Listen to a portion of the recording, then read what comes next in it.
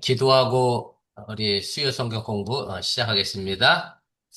사랑의 하나님 고맙습니다. 오늘도 하루의 일과를 잘 마무리하고 이 귀하고 또 피곤한 저녁 시간에 우리 사랑하는 열방교회 사랑교회 성도님들이 함께 모여 말씀을 나누고자 합니다.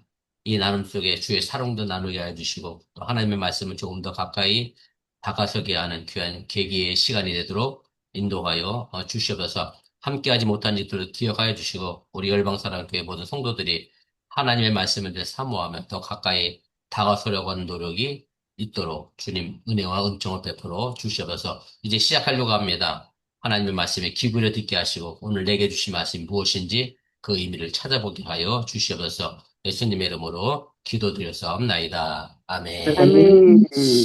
예, 잠시만요. 세 분이 누가 오셨다니까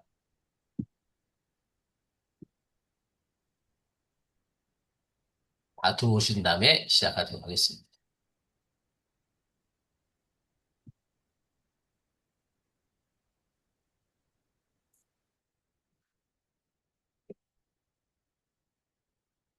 예, 오늘은 두 번째 시간입니다. 지난 시간에 어, 사도 바울의 서신의 어떤 대략적인 개론에 대한 이야기를 했고요. 또 복음서에 관련된 이야기를 나누었는데 오늘 본격적으로 고린도전서 본문을 좀 살펴가면서 사도 바울이 전하고자 했던 이야기 무엇인지를 좀 찾아보도록 하겠습니다. 오늘 이 과의 제목은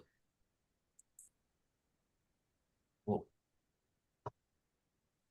인사와 감사입니다. 먼저 우리 고린도전서 1장 1절부터 우리 9절까지 있는 말씀인데 우리 차례대로 교독하시고 그리고 9절은 함께 읽도록 그렇게 하겠습니다. 저는 화면이 가려져서 이거 제가 잠시만요. 이거 어떻게 줄일까? 네, 됐습니다. 교독하겠습니다. 하나님의 뜻을 따라 그리스도 예수의 사도로 부르심을 받은 바울과 형제 소수대는 교회에 있는 하나님의 교회 곧 그리스도 예수 안에서 거룩하여지고 성도라 부르심 받은 자들과 또 주에서 우리의 주 곧 그들과 우리의 주 대신 예수 그리스도 이름을 부르는 모든 자들에게 하나님 우리 아버지와 주 예수 그리스도로부터 은혜와 평강이 있기를 원하노라. 그리스도 예수 안에서 너희에게 주신 하나님의 은혜로 말미암아 내가 너희를 위하여 항상 하나님께 감사하노니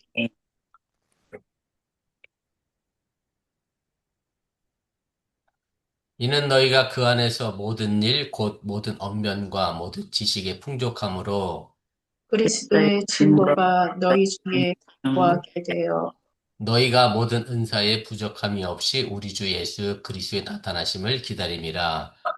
주께서 너희를 우리 주 예수 그리스도의 날에 책망할 것이 없는 자로 끝까지 경고하게 하시리라. 너희를 불러 그의 아들 예수 그리스도 우리 주와 더불어 교제하게 하신 교제하게 하시는 하나님은 하나님은 이쁘시도다. 이쁘시도다.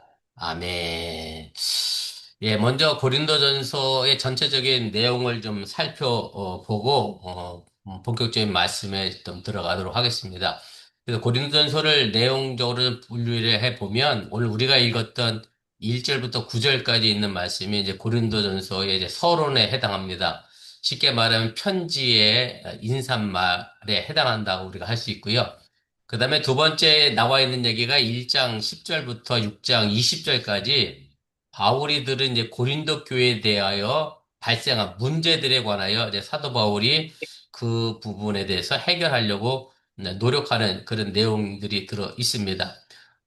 자세하게 구분된 거는 제가 여러분들에게 이미 나눠드린 그 PDF 파일에 있으니까요. 제가 대략적인 얘기만 하겠습니다. 그래서 고린도교에 발생한 문제가 뭐냐면 첫 번째가 이제 분파 문제입니다. 쉽게 말하면 서로 파가 나눠져서 싸웠다는 얘기예요. 그래서 고린도서 1장 10절 그 이하에 보면 이제 바울파다 혹은 뭐 게바파다 나는 뭐 아볼로파다 그리스도파다 네 개의 분파로 나눠져서 고린도 교회 안에 이제 분쟁이 생겼습니다. 뭐 사실은 고린도 교회가 뭐 초대교회니까 처음부터 그렇게 큰 교회는 아니었을 것 같은데 쉽게 말씀드리면 뭐 몇백 명이 모이는 그런 교회가 아니었을 것 같은데도 불구하고 작은 교회 안에 이제 이렇게 분파 문제로 어려움이 좀 있었고요. 이 문제에 대하여 이제 사도 바울이 편지를 쓰고 나서 두 번째 이제 지적하고 있는 게 5장에 나와 있는 이제 성적 부도덕성에 관련된 문제. 제가 이미 지난 시간에도 말씀드렸지만 이제 친어머니가 아닌 계모와 아들이 결혼해서 함께 살아가는 그런 문제에 대해서 사도 바울이 지적을 하면서 이런 음행은 이방인들에게도 찾아볼 수 없는 그런 음행인데 어떻게 교회 안에서 이런 일이 일어났느냐라고 하는 이제 지적을 하는 내용이 나와 있고요. 그 다음에 세 번째로 사도 바울에게 들려진 이야기가 뭐냐면 쉽게 말하면 교인들 간에 어떤 법적 문제가 생긴 거예요. 그런데 그걸 교회 안에 해결하지 못하고 세상 법정에 갖고 나가서 이제 세상 재판관 앞에서 교인들 간에 이제 서로 고소하고 그 문제를 해결하려고 하는 문제가 이제 생겨났습니다. 그래서 사도 바울이 이 부분에 관해서도 우리가 결국 마지막 때에 세상을 심판할 건데 어떻게 심판해야 될 사람이 심판받는 사람에 대해서 세상 법정에 설 수 있겠느냐? 그래서는 안 된다라고 하는 그런 얘기를 하고 있고요. 그 다음에 이제 6장 12절부터 20절까지 있는 말씀 속에서 우리 기독교인들이 예수 그리스도 안에서 종된 몸이 아니라 자유한 사람이 됐는데, 근데 그 자유는 남에게 해를 끼치는 자유가 아니라 나에 대한 책임이 있는 자유. 쉽게 말하면 제가 어떤 행하는 행동에 대해서 그 책임을 지는 자유여야 한다라고 방종과 자유를 좀 구별할 필요가 있다라고 하는 것으로 이제 사도 바울이 이야기를 하게 됩니다. 그 다음에 크게 두 번째 나와 있는 내용이 이제 7장 1절부터 16장까지니까 사실 고린도전서가 16장까지거든요. 그러니까 전반부는 사도 바울이 들은 소문에 대하여 고린도 교회가 이렇더라라고 하는 소문에 대하여 이제 그 문제를 이제 설명하기 위해서 해결하기 위해서 쓴 내용이고 후반부는 고린도 교회가 사도 바울에게 이제 편지를 써서 이런 문제는 우리가 어떻게 해결하면 좋겠습니까? 라고 제기한 질문들이 있습니다. 그것이 이제 7장에는 이제 결혼하는 문제, 독신의 문제, 그러면서 이방인과 그러니까 쉽게 말하면 기독교인이 비기독교인과 결혼하는 문제는 어떻게 해야 할 것이냐. 혼자 사는 것도 어떠냐. 이런 재혼의 문제, 이혼의 문제, 이런 문제에 대하여 사도 바울이 7장에 아주 길게 이제 쓰고 있고요. 그 다음에 8장부터 이제 11장까지 이제 그리스도인의 제가 자유와 책임이라고 하는 큰 제목을 썼는데, 거기에 보면 이제 이런 내용들이 이제 있습니다. 대표적인 게 제가 지난 시간에도 얘기했지만 우상에게 드려졌던 재물을 먹어야 되느냐 말아야 되느냐 이런 논쟁인데요. 근데 사실은 이게 그때 당시에 이제 심각할 수밖에 없었던 것이 뭐냐면 그때 당시 시중에서 내다 파는 고기, 특별히 이제 고기가 나왔거든요. 이제 고기가 있는데 고기를 시장에 내다 파는 것은 전부 다 어디를 한번 거쳐왔던 거냐면 우상에게 드려졌던 제단에서 잡힌 고기가 시중에 나와서 이게 팔렸던 거예요. 그런데 기독교인 입장에서 이거 제단에 우상 제물로 드렸던 건데 이걸 내가 이 고기를 사 먹어야 되느냐 말아야 되느냐 이제 이런 고민에 이제 빠지게 된 거죠. 그 바로 그 부분에 대해 이제 사도 바울이 이제 이야기를 하면서 물론 이제 하나님이 주신 음식은 감사함으로 먹으면 다 우리에게 덕이 되는데 근데 설령 내가 그 고기를 먹는 것 때문에 아무개 장로님이 우상에게 드렸던 고기를 먹네? 이런 얘기가 들리면 이제 사도 바울이 그렇게 얘기하죠. 그것이 그 누군가를 시험 들게 하는 일이라고 하면 나는 결단코 고기를 평생 먹지 않겠다. 이렇게 선언하는 내용이 8장에서부터 11장까지 나와 있는 그런 내용들입니다. 이제 그거는 앞으로 나가면 또 자세하게 설명을 드리고요. 그 다음에 11장부터 이제 14장까지 이제 공중 예배에 관련된 쉽게 말하면 우리 주일 예배에서 일어났던 일에 관하여 이야기를 합니다. 그리고 제일 먼저 나와 있는 게 여자가 머리를 이제 가려야 하는 이유. 근데 이 부분은 지금 뭐 천주교에도 여전히 이제 이게 논쟁이 있긴 해요. 천주교 예배를 가면 여자분들은 대부분 머리에 하얀 수건을 씁니다. 그렇죠? 근데 개신교회는 이제 쓰질 않는데, 근데 사실은 이때부터 이게 여자가 머리를 썼던 거예요. 그래서 이 머리를 여자가 가려야 되느냐, 말아야 되느냐, 이제 이 문제 갖고 이제 초대교회 때부터 이제 신랑이가 있어서 이제 사도 바울에게 질문을 했던 이야기고요. 그 다음에 성만찬 의식에 관련된 얘기가 이제 나와 있습니다. 그 다음에 12장에 가면 잘 아시는 대로 이제 성령의 은사에 관련된 여러 가지 은사에 관한 이야기 하잖아요. 근데 고린도 교회가 뜨거운 성령의 역사가 있었는데 어떤 사람은 방언을 말하고 어떤 사람은 예언을 하고 누구는 뭐 가르치고 누구는 뭐 섬기는 은사 이런데 그 은사를 사실은 자신의 자랑거리로 삼았던 거예요. 그러니까 뭐 야 방언이 최고다. 무슨 소리냐? 통역 은사가 최고다. 무슨 얘기냐? 병 고치는 은사가 최고다. 그러면서 사실은 은사를 주신 목적은 교회의 덕을 세우어야 하나님께서 각 사람에게 은사를 주셨는데 고린도 교회는 그 받은 은사를 가지고 자신의 자랑거리로 삼았던 거예요. 이제 그 부분에 관하여 이제 사도 바울이 이야기하면서 이제 대표적으로 13장에 나오잖아요. 그러면서 이제 12장 마지막 절이 이렇게 돼 있어요. 너희는 더 큰 은사를 사모하라. 그러면서 고린도전서 13장에 사랑에 관련된 이야기가 쭉 기록이 됩니다. 그래서 사도 바울이 말하고 싶은 것은 정말 큰 은사는 사랑이다. 라고 하는 것을 이야기를 하게 되죠. 그래서 성령의 은사에 관련된 이야기가 있고, 그 다음에 15장에 가면, 우리 고린도전서에서 대표적으로 나와 있는 부활에 관한 얘기죠. 어, 부활에 대해서 이제 사도 바울이 일목요연하게 이제 정리를 해주고 있고, 그 다음에 마지막에, 예루살렘 모교회가 가뭄 때문에, 어려웠거든요. 기근 때문에. 그래서 그걸 사도 바울이 세웠던 이방 교회 헌금을 걷어서 뭐 예루살렘 모기를 도와주자. 이제 이런 헌금에 관련된 문제가 거기 기록되어 있고 마지막으로 결론으로 끝을 내면서 이제 고린도전서 전체적인 내용이 마무리되고 이제 정리가 되게 됩니다. 대략적인 고린도전서의 내용이 이제 이렇고요.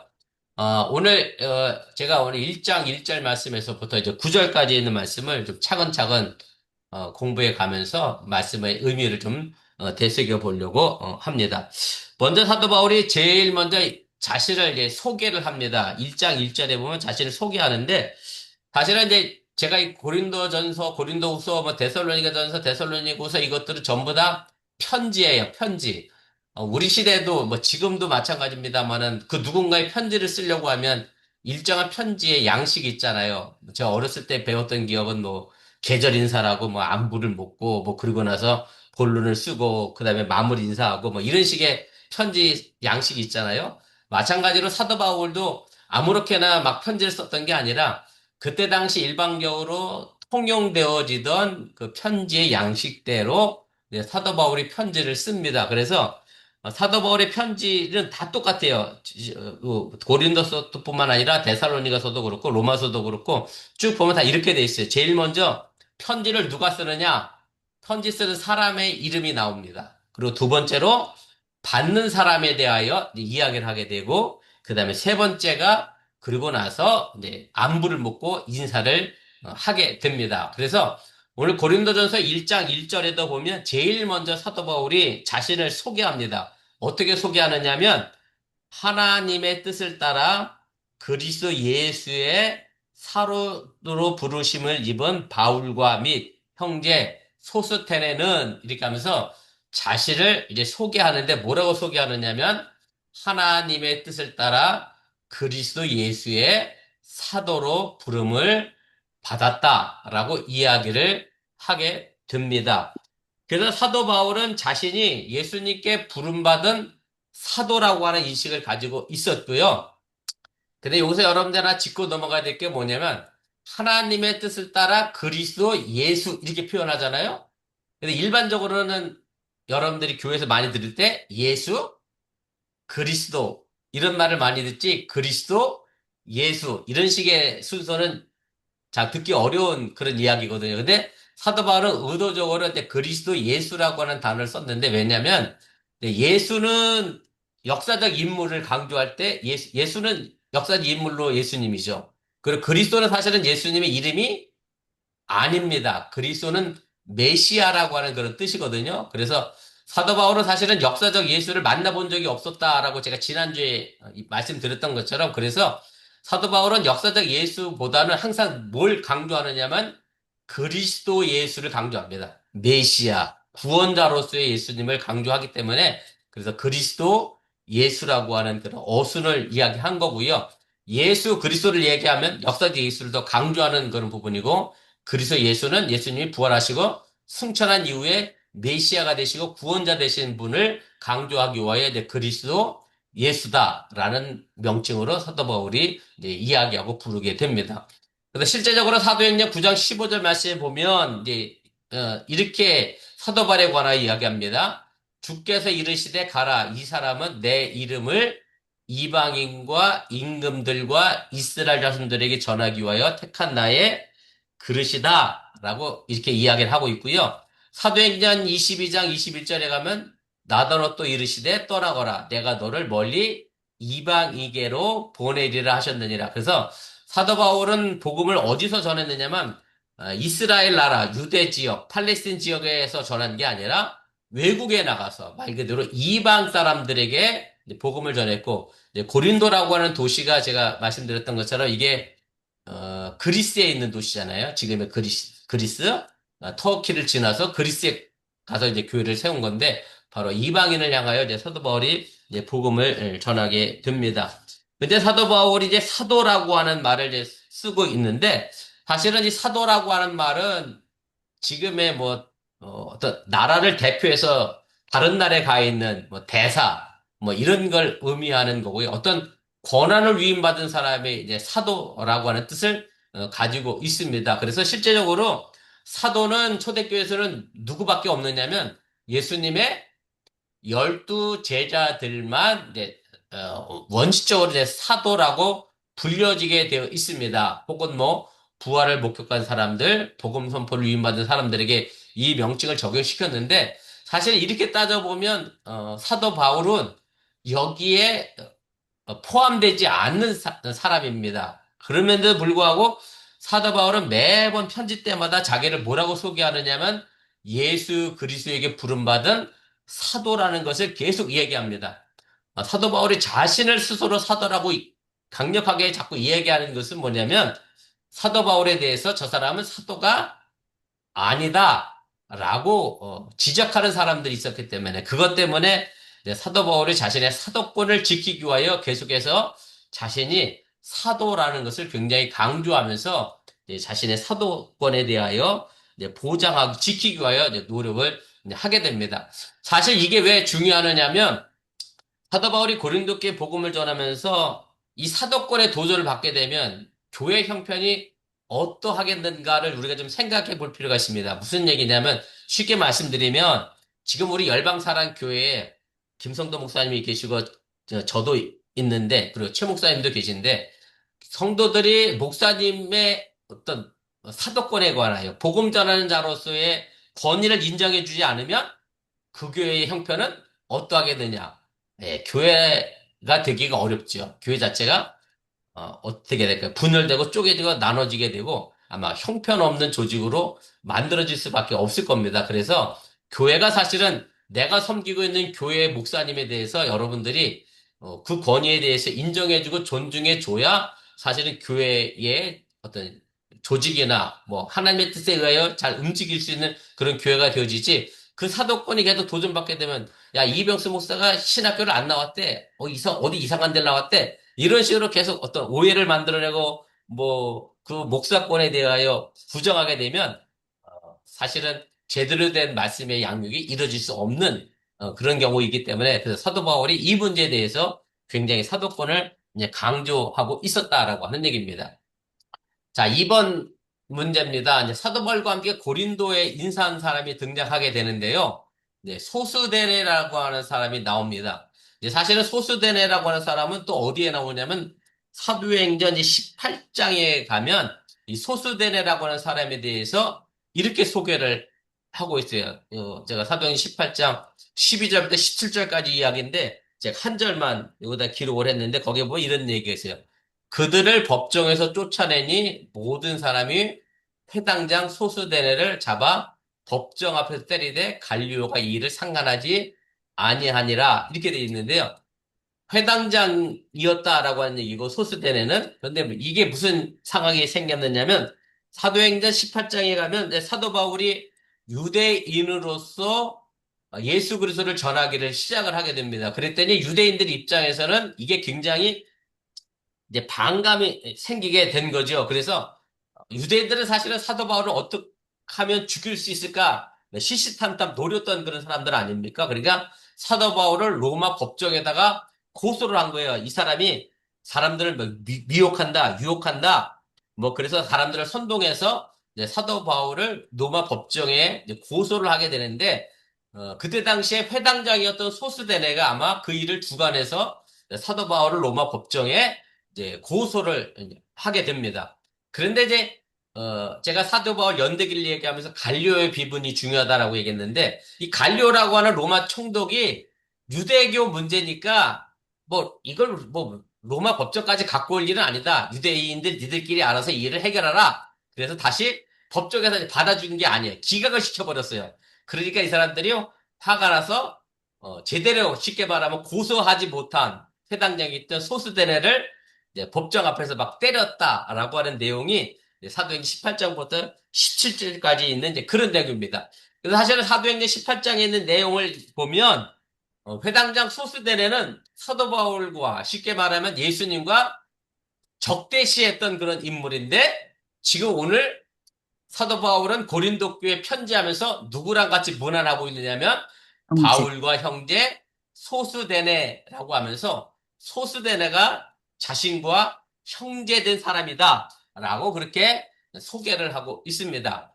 근데 실제로 고린도 교회에서 이 소스데네가 어떤 역할을 했는지는 모릅니다. 왜냐하면 인사할 때 거기 처음 이름만 등장하지 고린도서에 소스데라고 하는 이름이 다른 곳에는 등장하지 않습니다. 다만 제가 아까 얘기했던 것처럼 사도행전의 내용을 이렇게 추론해서 보면 원래 고린도에 있었던 유대인 회당장이었고 바울이 선교할 때 반대하던 사람이었는데 후에 개종해서 에베소에 있는 바울과 함께 와서 일하게 됐을 것이고 그래서 소스데나가 사도 바울의 편지를 대신 받아서 적었거나 아니면 그 편지를 소스데네가 고린도에 직접 걸어가서 인편으로 전달했을 것이다. 그렇게 이제 추측을 하게 됩니다. 그러니까 소스데네는 적대시하던 사람이 쉽게 말하면 변화해서 회심해서 고린도 교회에 꼭 필요한 사도 바울에게 꼭 필요한 그런 사람으로 바뀌게 된 것인데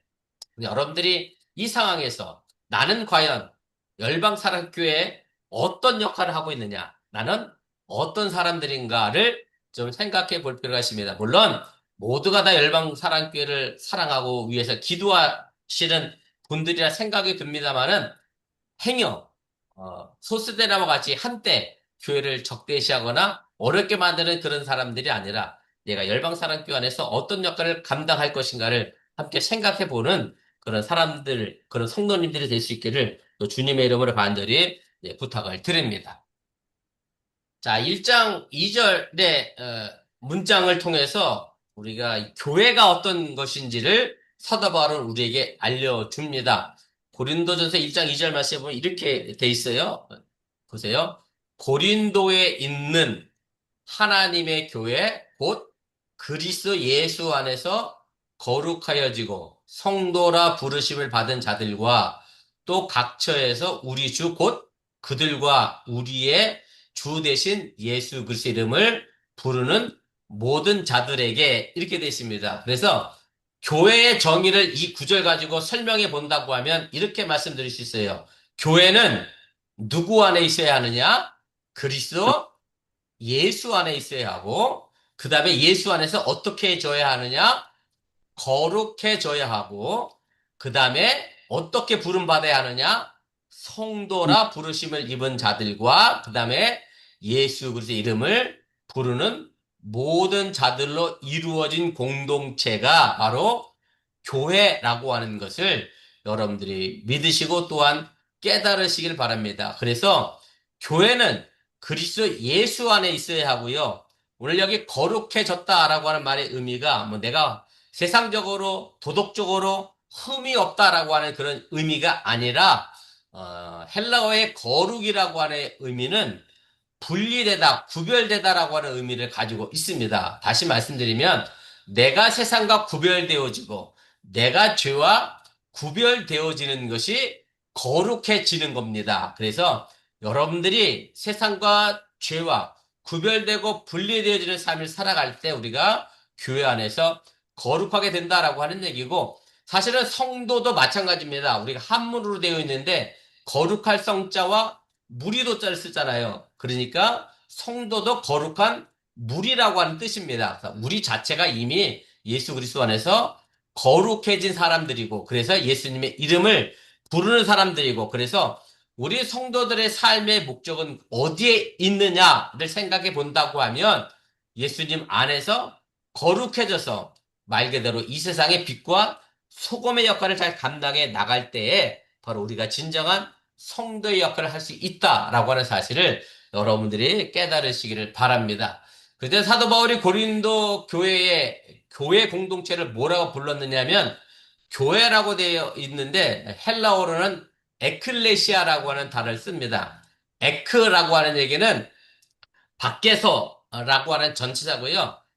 클레시아는 부르다라고 하는 뜻입니다. 쉽게 말하면 세상에서 끄집어내서 그리스도 예수 안에 들어온 사람들이 바로 에클레시아, 불림받은 사람들이고 교회들이라고 하는 얘기고, 그래서 우리 교회 명칭이 물론 열방사랑 교회입니다마는 우리 교회 주인은 누구여야 하느냐? 바로 하나님의 교회여야 한다라고 하는 사실을 여러분들이 잊지 마시기를 바랍니다. 자, 5번입니다. 예수 그리스도는 누구의 주님입니까? 당연히 나의 주님이죠. 주님이라고 하는 말의 의미는 님자를 빼면 주라고 하는 뜻이고, 그냥 쉽게 말하면 주인입니다. 주인.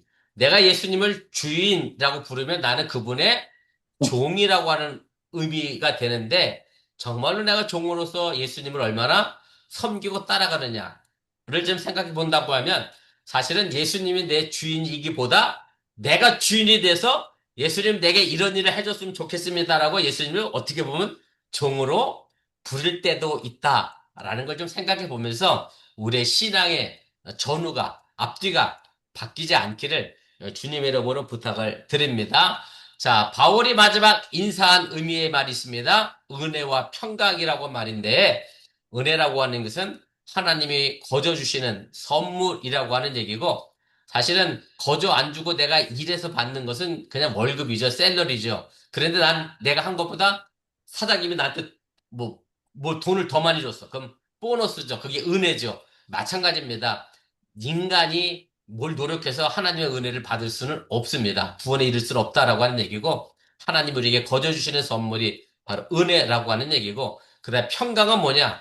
하나님과 올바른 관계를 가짐으로 해서 내 마음이 편안해지는 것이 바로 하나님이 주시는 평강이라고 하는 사실 또한 여러분들이 기억하시면 좋겠습니다. 그래서 외적 환경이 뭐 비록 힘들고 어렵다 할지라도 하나님과의 내가 올바른 관계를 가지고 있다라고 하면 내 마음은 편안해질 수 있다. 하박국 선지자 고백했던 것처럼 외양간에 소가 양이 없어도 감람나무에 열매가 없어도 포도나무에 포도 열매가 없다 할지라도 당장 내일 내가 굶어 죽을 수 있다 할지라도 하나님과의 올바른 관계를 통해 내가 평안하다라고 하는 것이 진정 하나님께서 주시는 우리에게 주시는 평강이라고 하는 사실을 여러분들이 잊지 마시기를 바랍니다. 자, 제가 1분 남아서 빨리 마무리하겠습니다. 자, 마지막으로 감사를 하게 되는데 4절부터 9절까지입니다. 사도 바울이 세 가지를 감사합니다. 5절에 보면 모든 언변과 모든 지식의 고린도 교회가 풍족했다. 사실은 지식이 풍족하면 뭐가 모자라느냐면 사랑이 부족합니다. 그래서 고린도 교회에 여러 가지 문제가 생기지 않았을까라는 것도 좀 생각을 해보게 되고요. 6절에 보면 그리스도의 증거가 교회를 견고하게 만들었다라고 하면서 이제 칭찬을 하게 되고, 그 다음에 모든 은사에 부족함이 없다라고 하는데, 부족함이 없다 보니 자신들이 잘났다, 은사 갖고 싸우는 문제가 생겼다라고 하는 얘기고, 은사를 주신 목적을 고린도 교인들이 제대로 알지 못하고 이해하지 못했다. 이런 부분을 좀 우리가 생각해 봐야 하고요. 그래서 객관적으로 하나님이 우리 열방사랑교회를 바라볼 때에 과연 우리 열방사랑교회는 뭘로 칭찬받을 수 있을까를 좀 생각해 보면서 우리가 하나님께 기쁨이 되는, 하나님께 칭찬받는 그런 믿음의 생활을 여러분들 할 수 있기를 부탁을 드립니다. 제가 우스갯소리로 간혹 하는 얘기인데, 칭찬은 세 사람한테 받으면 성공한 겁니다. 첫째는 나 스스로 내가 이만하면 신앙생활 잘한다. 그 다음에 두 번째로 하나님이 야 그래 아무개 권사 너 신앙생활 참 잘한다. 그리고 마지막 세 번째는 마귀가 야 저 권사는 내가 그렇게 유혹하고 꼬셔도 끄떡도 없네. 정말 신앙생활 잘한다. 세 사람에게 꼭 칭찬받는 우리 열방사랑교회 교인들이 되어줄 수 있기를 바랍니다. 그 다음에 예수라고 하는 호칭은 제가 이미 주라고 하는 말씀 드렸고, 그리스도는 헬라어로 크리스토스라고 발음하고요.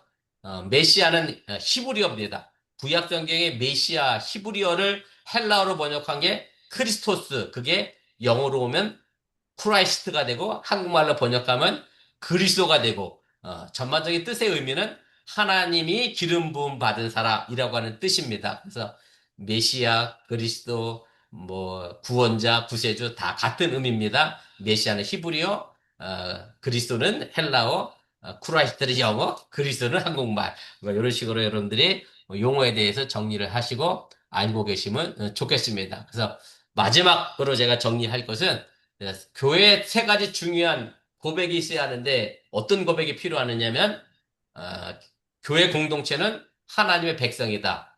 새로운 이스라엘이다. 그다음에 예수는 우리의 주님이시고 구원자시다. 그리고 그 예수님은 이 땅에 다시 곧 오실 것이다. 이 세 가지 중요한 신앙 고백이 우리 교회에 그리고 각 교회에 있어야 한다. 이것이 아주 중요한 원리임을 여러분들이 잊지 마시기를 바랍니다. 그래서 우리가 이 땅에 살면서 과거에 얽매이지 않는 애굽에서 종살이하던 그런 백성들이 아니라 새로운 이스라엘 공동체로서 하나님의 구원 사역을 바라보면서 장차 다시 오실 예수님을 바라보면서 고대하면서 살아가는 사람들이 바로 성도라고 하는 사실을 여러분들이 또한 잊지 마시고 그걸 가슴에 품고 그렇게 살아갈 수 있기를 주님의 이름으로 간절히 축원을 드립니다.